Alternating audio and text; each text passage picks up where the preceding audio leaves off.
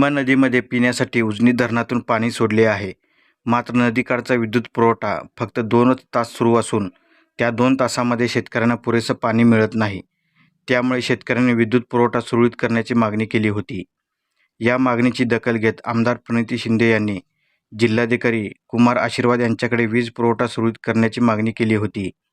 या मागणीची दखल प्रशासनाने घेतली असून आता दररोज 6 तास वीज पुरवठा करण्यात येणार आहे. यामुळे शेतकऱ्यांमध्ये समाधान व्यक्त होत आहे. आणि तुम्ही शेतकऱ्यांचा अंत बघताय का, किती त्यांची सहनशीलता आहे त्याची परीक्षा घेताय का? आणि जी उपसा सिंचन योजना आहे मंगळवेढा, ती आदरणीय शिंदे साहेबांनी आणि नाना भालकेने त्यावेळेस मंजूर केलेली, पण ती प्रलंबित राहिली जेव्हा सत्ता बदल झाली तेव्हा.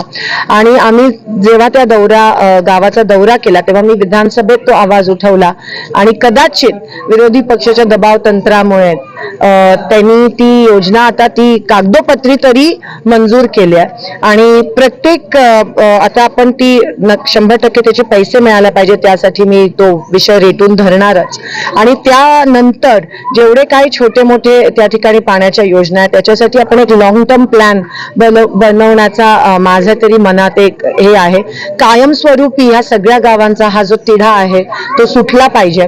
आणि तूर्त मी इलेक्शन कमिशनला पण पत्र लिहिलं की आता आचारसंहिता जरी असली तरी पाण्यासाठी जर काही बंधन येत असेल तर ते ताबडतोब शिथिल करावं आणि लोकांच्या गावापर्यंत पाण्याची टँकर असेल किंवा इतर काही परमिशन्स असतील ते आचारसंहितेमुळे थांबले नाही पाहिजे, तर त्यासाठी लवकरात लवकर परमिशन द्या.